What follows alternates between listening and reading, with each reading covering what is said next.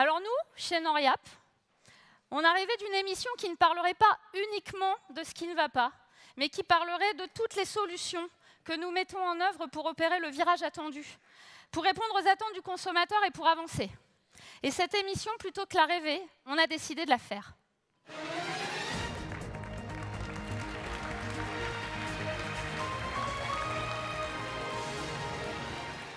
Madame, Monsieur, bonjour. Bienvenue dans cette édition de votre journal en direct de Mégacité Amiens. Alors, on le sait, le monde agricole souffre et souvent en silence. C'est une profession, la vôtre, qui est confrontée aux peurs, parfois irrationnelles des consommateurs, à leurs exigences, parfois aussi contradictoires. Et tout cela dans un contexte économique où le prix fait toujours loi chez les distributeurs. Alors aujourd'hui, pour les adhérents de Noriap, le défi est clair. Comment produire mieux, vivre décemment, retrouver la considération et la confiance de tous et à quel prix? Je vous propose de voir maintenant quelques réponses. Nous partons d'abord chez Charles Guénard à Laward-Mogé-Lortois. C'est un adepte de l'agriculture de précision. Cette technique permet, vous le savez, d'adapter l'utilisation des produits phytosanitaires aux stricts besoins des cultures, de traiter les parcelles au mètre carré près. Alors, est-ce efficace? Vous voyez ce reportage de Sabine et Bernard Godard dans la Somme. Jusqu'ici, je retrouve des racines en bas. Donc, ça permet quand même de... Ça montre que les racines peuvent passer. Après, elles sont freinées et ralenties avec les blocs de craie. Ici, de la craie. Un peu plus haut sur la parcelle, c'est un limon très profond. Ces carottages effectués par un pédologue permettent à Charles Guénard de mieux comprendre la composition précise du sous-sol des terres qu'il exploite. Les points de carottage sont effectués à intervalles réguliers. 5 au total sur cette parcelle de 20 hectares. Les surprises, c'est sur le sous-sol. Je ne m'attendais pas à un sous-sol aussi complexe et aussi différent, si près les uns des autres, quoi. L'enseignement tiré de ces analyses permettra ensuite un travail du sol beaucoup plus précis. Résultat, des économies faites en adaptant plus finement la quantité d'engrais épandus, par exemple, ou des gains liés au rendement. Le GPS est maintenant devenu un outil assez fréquent, voire très fréquent dans l'exploitation. Le matériel qui permet de faire la modulation aussi. Et donc maintenant, le moment, j'allais dire, la conjoncture est parfaite entre la technologie et regarder de près la nature du sol, ce qui s'y passe, et pour pouvoir adapter derrière les conduites, les modes de conduite. Donc ce qui veut dire adapter, veut dire forcément faire des économies et ne pas faire de surdépenses dans les endroits où le potentiel du sol est limité. Au tenant de chlorure, on est bon. Par contre, du coup, en phosphore, ici, et là, c'est quoi cette année? C'est du blé? C'est du blé, ouais. Après le carottage, vient le temps de la cartographie. C'est le résultat de nombreux échanges entre Charles et les conseillers Noriap qui le suivent. Toutes les informations disponibles sur la parcelle sont compilées. Historique, rendement précédent, type d'apports minéraux ou organiques réalisés. L'outil Epiclès calcule en fonction des teneurs de la microparcelle et des besoins de la culture. Donc calcule le besoin en kilo-hectares d'éléments. Et donc ensuite, on peut éditer une carte en kilo-hectares de produits, en super ou chlorure en fonction des besoins. Les cartes et les préconisations sont enregistrées sur clé USB, puis insérées dans le boîtier GPS du tracteur. Les trappes du semoir s'ouvriront automatiquement quand il faut et où il faut. L'engrais déposé en quantité raisonnable, ni gâchis, ni excès. La première motivation pour moi, ça n'a pas forcément été l'économique, ça a été surtout l'éthique. Parce que ça reste quand même aujourd'hui, on est quand même très décrié, donc ça, c'est un moyen d'apporter une réponse à pas nos opposants, mais ceux qui remettent en cause notre système de production aujourd'hui. C'est ça. Les économies sont tout de même loin d'être négligeables. Le fichier de modulation lui indique 150 kg d'engrais à l'hectare en moins pour cette seule saison. Charles Guénard prévoit un retour sur investissement sur 4 ans. Bonjour Estelle. On vous a vu dans le reportage, vous êtes responsable des outils d'aide à la décision chez Noriap. Alors, l'agriculture de précision, ça nécessite des investissements, ça on l'a bien compris. Des investissements, ça a toujours un coût. Hein. Est-ce que c'est à la portée de tous les agriculteurs? Alors oui, effectivement, l'investissement a un coût, aussi bien au niveau machinisme, matériel que outil d'aide à la décision. Donc sur la partie machiniste, si un agriculteur aujourd'hui n'est pas équipé, Noriap propose des solutions pour l'aider à se lancer dans la modulation en faisant de la prestation pour répandre des engrais par exemple. Et donc ça lui évite le coût du matériel et donc juste le coût de la prestation. Et du coup, ça rend les choses plus abordables. Ça rend les choses plus abordables, effectivement. Merci Estelle. D'autres parmi vous sont peut-être tentés par ce qu'on appelle l'agriculture de conservation. On en a longuement parlé juste avant ce journal. De quoi s'agit-il? On travaille moins la terre, vous le savez, on la laisse couverte en permanence. Alors quel est l'intérêt de cette technique que Sarah vous a présentée en détail? Thomas Leroux va nous parler, lui, de son expérience qui remonte à tout juste 1 an, c'est tout nouveau. Nos 2 reporters Noriap nous emmènent chez lui, c'est à Mailly-Renneval et c'est toujours dans la Somme. Ferme de Sébastopol en fin d'été 2019, une nouvelle séquence de sécheresse.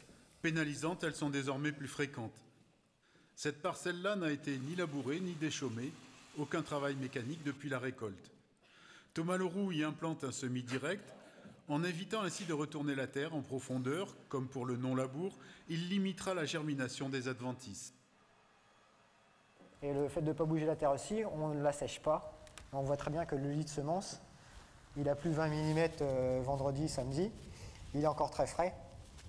Si j'avais déchaumé cette surface superficiellement, j'aurais asséché la terre et du coup la graine elle aurait moins germé facilement. Alors que là on voit toute l'humidité qui reste dans le sillon. Alors il faut que j'arrive à trouver une graine. Ah, ben voilà. Pour Thomas, la pratique de l'agriculture de conservation est une expérience nouvelle, adaptée à la qualité de ses terres. C'est une pratique de son métier radicalement différente. Ce qui est un peu perturbant, c'est que ne rien faire, c'est déjà faire beaucoup de choses. Un peu plus tard en saison, sur une autre parcelle, la pluie est revenue, un peu trop peut-être. Thomas sème des céréales pour l'été prochain. À l'abandon du travail du sol s'ajoute la couverture permanente de ces terres tout au long de l'année. Sur ce semoir, un discouvreur trace une ligne dans la végétation précédente, un autre marque le sillon, la graine est déposée et une roulette d'appui recouvre le tout. Après octobre anormalement pluvieux, le semis direct est cette fois encore facilité. Je vérifie la profondeur de la graine, savoir si elle est bien enterrée, s'il y a un bon contact terre-graine et surtout si elle est bien recouverte. Malgré le couvert, on voit très bien que le semoir fait du bon boulot. Je pensais que j'allais mettre en route à semer un peu plus tardivement par rapport aux voisins qui sont en agriculture conventionnelle. C'est l'inverse qui s'est produit. Sur les sols qui ont été travaillés, l'humidité a du mal à s'enlever, donc les semoirs ne peuvent pas intervenir. Alors que moi, sur un couvert même humide, le semoir arrive à passer plus facilement et il n'y a pas de terre qui s'accumule sur les éléments semeurs. Avec d'autres agriculteurs engagés en conservation, il mène des essais en jouant sur les rotations, le type de couvert, la variation des combinaisons. Résultat attendu à l'été prochain. Il est aussi accompagné par Christian Lamont, conseiller Noriap. Ensemble, ils travaillent sur la structure des sols. On va prendre une base crucifère pour avoir un système racinaire pivotant pour aller faire de la structure en profondeur. On va mettre bien souvent aussi des graminées pour avoir un système racinaire fasciculé pour faire une structure grumeleuse en surface pour avoir une bonne structure du sol. Et puis après, on va ramener des éléments fertilisants avec des légumineuses, comme la févrole, vous en avez à côté de moi qui sont en fleurs. La légumineuse fixe l'azote de l'air et va le refournir à la culture qui va suivre. Et puis on mettra une plante tuteur pour retenir un peu l'ensemble quand on a la chance d'avoir des gros développements végétatifs, comme par exemple un tournesol ou une facélie. L'enracinement des couverts remplace largement la charrue, dans le sens où les racines de ce couvert vont restructurer le sol, vont redonner vie au sol, vont favoriser les bactéries, les champignons. Au-delà de ces intérêts agronomiques, l'objectif principal pour Thomas, ce n'est pas seulement de garantir la productivité, c'est aussi obtenir une plus grande rentabilité en diminuant les charges, outillage, carburant, main-d'œuvre et intrants dosés au plus juste. Avec en plus tout le plaisir de chercher à mieux comprendre sa terre, ses ressources et les combinaisons qui au mieux la valoriseront. Alors Thomas, après 1 an, est-ce que vous êtes convaincu définitivement? Oui, totalement convaincu. J'y vais corps et âme, si je puis dire. Oui, c'est ce qu'on a compris en voyant le reportage. Vous dites aussi, ne rien faire, c'est déjà faire beaucoup. Qu'est-ce que ça veut dire? D'abord, ne rien faire, c'est déjà faire. Avant toute chose, il faut faire. C'est un peu, je vais reprendre ce que Sarah Singla a déjà dit, mais c'est faire beaucoup à la base en se formant, en allant à des formations, en faisant partie d'associations ou même des groupes au sein de Noriap pour se former, pour ne pas aller dans le mur. Oh. Et quand on arrive à bien se former, on intègre le système de manière pérenne et on avance sereinement sans prendre de risques économiques, parce qu'il y a quand même un risque économique si on ne se renseigne pas, encore une fois. Et la finalité de la chose, Sarah Singla l'a encore dit tout à l'heure, c'est l'économique, c'est qu'on fait beaucoup d'économies à travers les phytos, les engrais, etc. Et ce qui nous permet d'avoir une marge économique plus importante. Mais ce ne rien faire, j'y reviens, ça nécessite des connaissances. Voilà, il faut accepter de les acquérir. Il faut pour accepter, ne rien faire. C'est là où, et encore je me répète par rapport à Sarah Singla, je suis désolé, mais elle a déjà tout dit. Alors, elle a été tellement brillante. Exactement. C'est une obligation presque, je suis en train de dire, mais il faut se former, il faut s'informer, il faut aller écouter et se renseigner le plus souvent possible et de manière assidue. Et se remettre en question. Merci beaucoup Thomas. Parlons bio maintenant, si vous le voulez bien. Pour de nombreux consommateurs, le bio, c'est la santé. On peut d'ailleurs en discuter. Le bio est aussi un argument marketing, voire parfois même une nouvelle religion pour les plus radicaux. Il n'empêche que le bio, c'est quand même incontestablement un progrès en matière de culture raisonnée. Alors, se convertir au bio, est-ce facile, est-ce rentable, sachant que c'est forcément plus cher? Quelques éléments de réponse avec la famille Duparc. Elle habite à Monchy-Lagache, on est encore dans la Somme. Elle s'est convertie au bio. Écoutez ses arguments. Une journée caniculaire de juillet dans le Santerre. Dans la cabine du tracteur ou de la moissonneuse, Thierry Duparc, Sandrine, son épouse, et Marine, leur fille, prennent le volant à tour de rôle. Ce projet de conversion en agriculture biologique, ils le portent à trois, en famille. Dans nos régions, la proportion d'agriculteurs passés en bio est encore très faible, mais en constante progression. En 2011, seulement 150 tonnes de blé bio étaient livrées à la coopérative Noriap et 5000 tonnes en 2018. Géraldine est responsable culture spécialisée chez Noriap. Elle accompagne ceux qui tentent l'aventure, comme Thierry. Avant de se convertir au bio, il a interrogé le marché, savoir la rentabilité, les investissements à amener sur l'agriculture biologique. Et il est passé au bio étape par étape. Il n'a pas converti l'intégralité de son exploitation en une seule année. Il a fait quelques hectares, il s'est fait la main. Il faut savoir que Thierry est aussi un très bon agronome, un bon technicien. Donc beaucoup plus facile la transition en agriculture biologique. La famille Duparc partage un même objectif, avec des affinités propres à chacun. Marine, ce qui l'intéresse, ce sont les petits légumes atypiques. Carottes de couleur et patates douces, mesclun et potimarron. Le passage en bio a été un des déclencheurs de son investissement sur l'exploitation, même si elle en connaissait les choses trappes. Les premières mauvaises herbes, les petites taches qu'on aperçoit, on se dit comment on va les gérer, et puis au final, c'est tout. Faut s'y mettre, faut s'y attaquer, on y va, on fait la tâche, puis ça se passe bien. Un jour de désherbage, justement, dans les endives. Les principes de base, ne surtout pas laisser s'installer les adventices. Veiller rigoureusement à l'assolement et faire des rotations longues. Pour cette montée en compétences, l'entraide, ça compte. Thierry a été épaulé par un agriculteur, ami et voisin, passé au bio depuis longtemps. Thierry a mûri son choix longuement, avec tout à la fois l'envie de s'affranchir des produits phytosanitaires et de mieux valoriser une exploitation de petite taille. J'essaye de recréer de la valeur ajoutée parce qu'en conventionnel, c'est vrai que bon, que ce soit tous les légumes ou tout, en conventionnel, il faut de la surface en face, quoi. Après, c'est des investissements matériels, c'est tout le... Alors que là, il nous faut affûter une binette et puis... En conventionnel, ils avaient déjà fait des légumes pour l'industrie. En bio, ils s'intéressent aux circuits courts. Ils sont inscrits sur la plateforme Appro Local pour toucher les cantines, les restaurants de la région. En fin de semaine, Sandrine cueille aussi pour remplir les étagères du petit magasin qu'ils ont ouvert à la ferme, en direct, du producteur au consommateur. S'adapter à de nouvelles techniques, c'est pas plus compliqué que ça. Et après, je dirais peut-être plus pour trouver les marchés.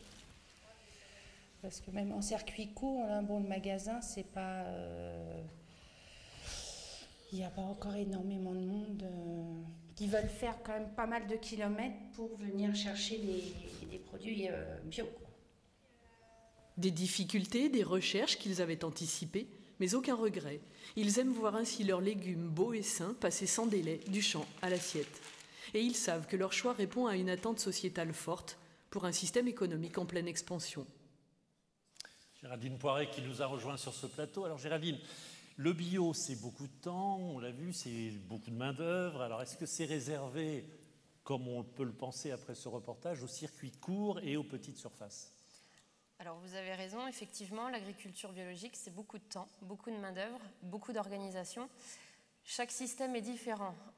Moi, je retiens une phrase que l'on m'a annoncée quand j'ai pris le dossier de l'agriculture biologique pour Noriap. Chaque agriculteur biologique est différent. C'est propre à chaque exploitation. C'est-à-dire ? C'est propre à chaque exploitation. Vous pouvez avoir une exploitation de l'ordre de celle de la famille du parc, une surface moyenne, sur lesquelles la rentabilité en conventionnel n'y était plus ou était limitée, et on va chercher de la valeur ajoutée. Ou une grosse exploitation avec des développements, des débouchés différents. On pense aussi à l'élevage. Voilà.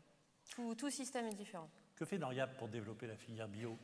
Alors, Noriap investit dans plusieurs domaines.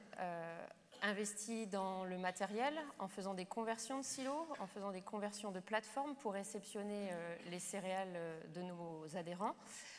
En investissant dans du personnel dédié sur le terrain, notamment des techniciens qui sont là pour accompagner, conseiller les agriculteurs, également dans de l'investissement du personnel, je pense au service qualité, pour mettre en place et respecter le cahier des charges qui est propre à l'agriculture biologique, et du personnel qui travaille pour développer des filières.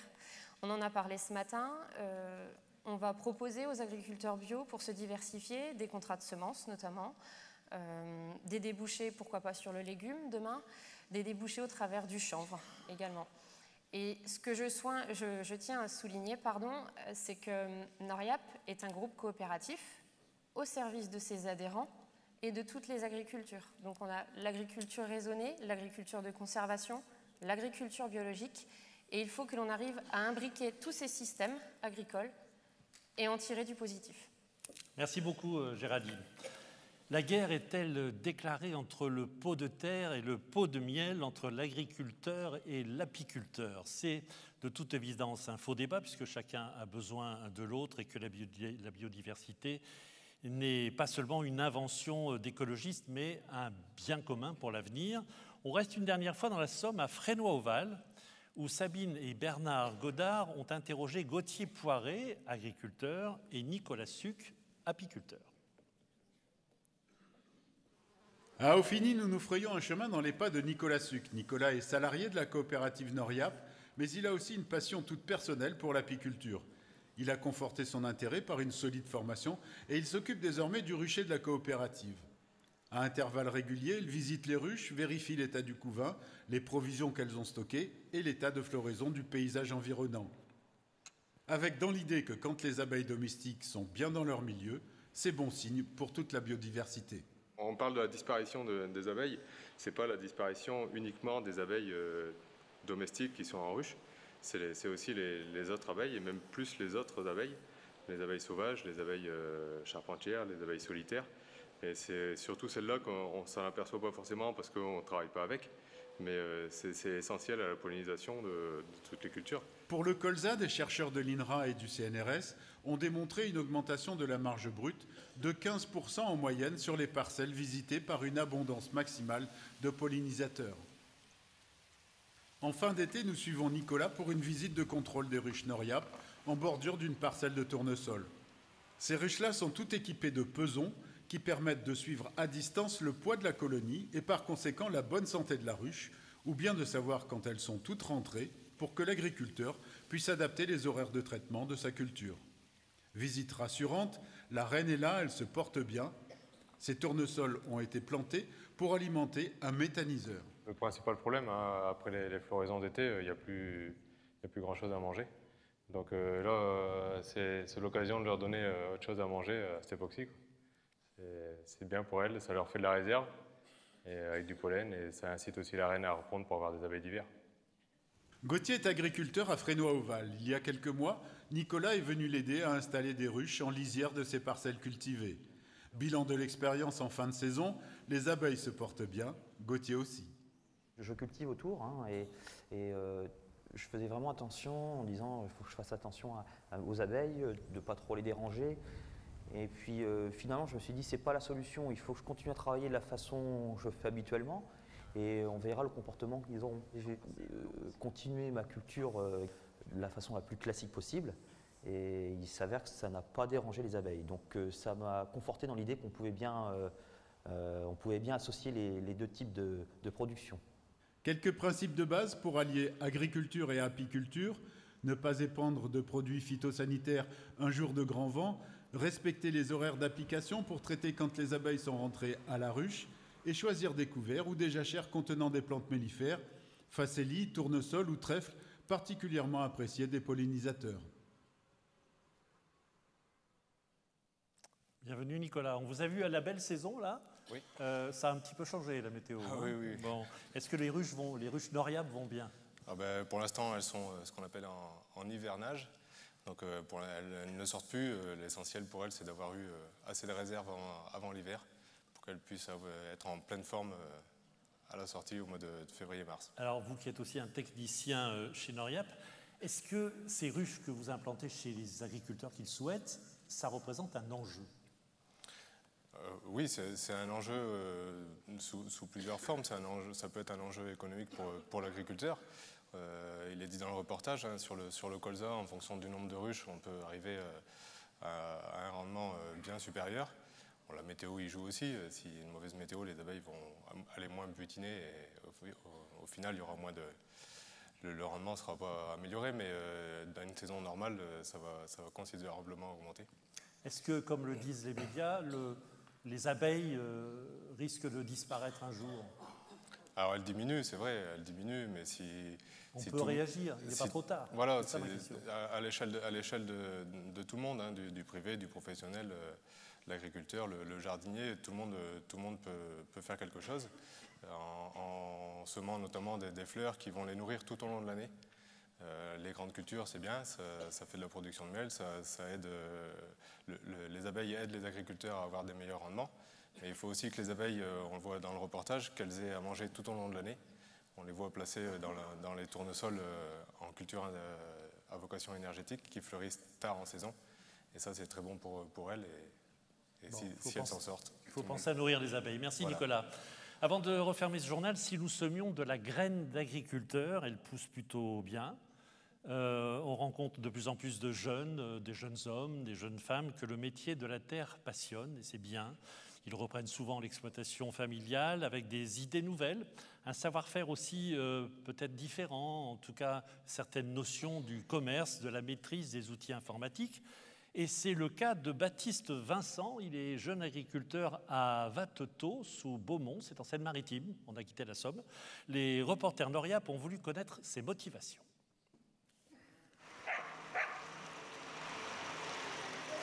Un chien de ferme, une petite centaine de vaches laitières, des génisses et des veaux. Quand Baptiste s'est installé avec son oncle à l'occasion du départ en retraite de son père, il ne s'est pas vraiment posé de questions. Le lait, c'était une évidence. Si on gardait pas le lait, j'aurais pas pu m'installer non plus, quoi. La ferme n'est pas suffisamment grande en surface pour faire sans l'élevage. Il y a bien eu la crise du lait, la dégringolade des prix qui en aurait découragé plus d'un, mais dans la perspective de son installation, la famille a trouvé des quotas à produire, engagé de gros investissements, monté un robot de traite pour alléger la contrainte quotidienne. Et puis la ferme est située à Vatetot sous Beaumont, au cœur du pays de Caux. La terre y est généreuse pour les bêtes. On a la chance d'avoir une région arrosée, donc d'avoir des très bons résultats en rendement et qualité de maïs, et de même pouvoir faire des dérobés de gras avant le maïs. Donc ça permet d'avoir un système fourrager assez complet sans que ça coûte encore trop cher par rapport à d'autres régions de France, je dirais. Côté culture, l'influence maritime permet le lin. Sur la terre qui enverra pousser les fibres au printemps, Baptiste a installé un couvert végétal. Petit tour de plaine avec Pierre, technicien Noriap, pour en juger de la bonne implantation. Donc on choisit souvent des couverts avec des espèces qui améliorent la structure. Là on a un mélange de 4 espèces, Ouais. avec différents systèmes de racinement pour la structure du sol, avec une légumineuse pour amener un peu d'azote. Et de la facélie, plante qu'on n'a pas dans le cycle non plus pour casser un peu tous les cycles parasites, mauvaises herbes, etc. Un conseil agronomique qui s'imprègne tout à la fois des évolutions de la recherche et des demandes du marché. Donc la société demande moins de produits phytosanitaires, moins de produits de protection des plantes. Et notre job dans les années à venir, ça va être de les accompagner techniquement par des nouvelles méthodes par rapport à ce qu'on a connu depuis 30 ans. Donc le rôle de nous techniciens, ça va être ça. Une contrainte d'autant plus grande pour Baptiste qu'il est installé sur un territoire où la densité de population est forte. Je suis entouré de beaucoup de néo-ruraux qui ont du mal à accepter malheureusement quand un chantier est programmé et qu'il se met à pleuvoir, qu'on mette de la boue sur la route, qu'il y a de l'élevage, donc il y a forcément du bruit, il y a le bruit des animaux, il y a le bruit des engins, etc. Donc c'est un peu compliqué d'expliquer à tous ces gens-là qu'il y a une exploitation agricole ici, qu'elle est là depuis des années et qu'elle est là pour les nourrir aussi.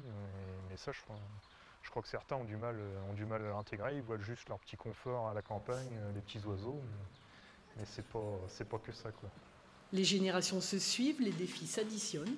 Il y avait eu la mécanisation, puis la course à la productivité. Le monde agricole n'a renoncé ni aux défis technologiques, ni à nourrir le monde. Mais pour les jeunes comme Baptiste, l'enjeu supplémentaire sera de travailler sous le regard d'une société dont les attentes évoluent en permanence. Alors Baptiste, vous faites partie de ces jeunes agriculteurs, vous avez fait un cursus d'ingénieur agronome, oui. Vous avez conseillé chez Noriap, vous avez fait plein de métiers avant. C'est compatible ça aujourd'hui ?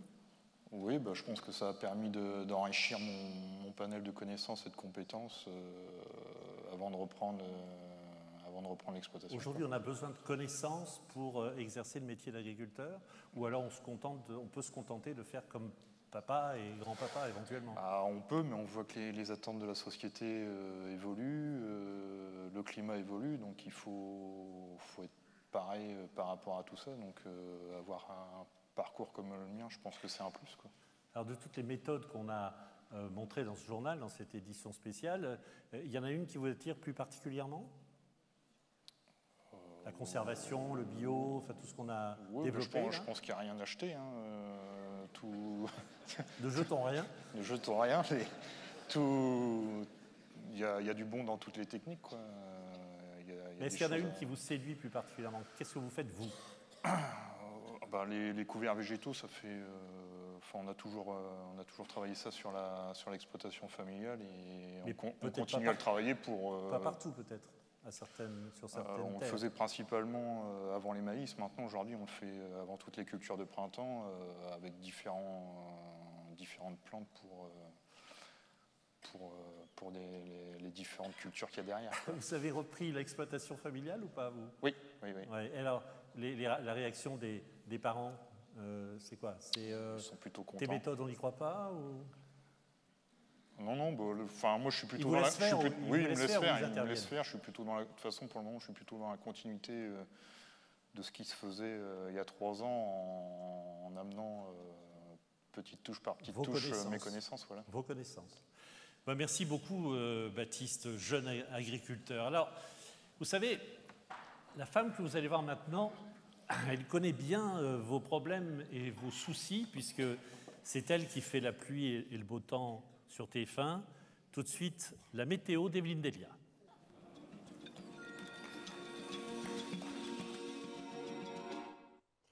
Bonjour à tous et à toutes, je suis ravie de passer quelques instants avec vous et de vous accueillir d'ailleurs sur le plateau de la météo de TF1. Alors pour ce jour, effectivement vous devez remarquer que Amiens est pile entre ces pluies, qui passent et les éclaircies qui reviennent, certes avec du vent. Alors, c'est pas moi qui ai fait la carte, c'est Météo France.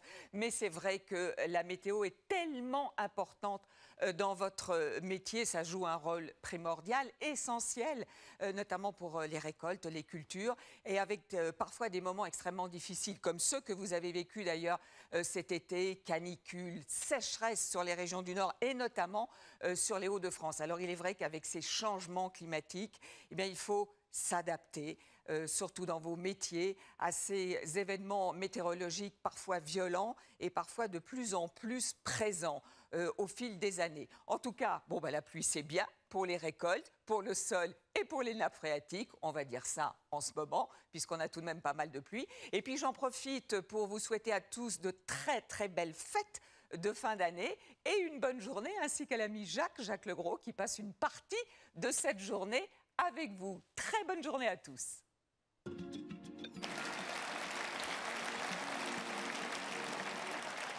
Voilà, merci beaucoup Evelyne. Fin de cette édition spéciale en direct d'Amiens. Dans un instant, la suite de votre feuilleton, les feux de Labour. Bon après-midi.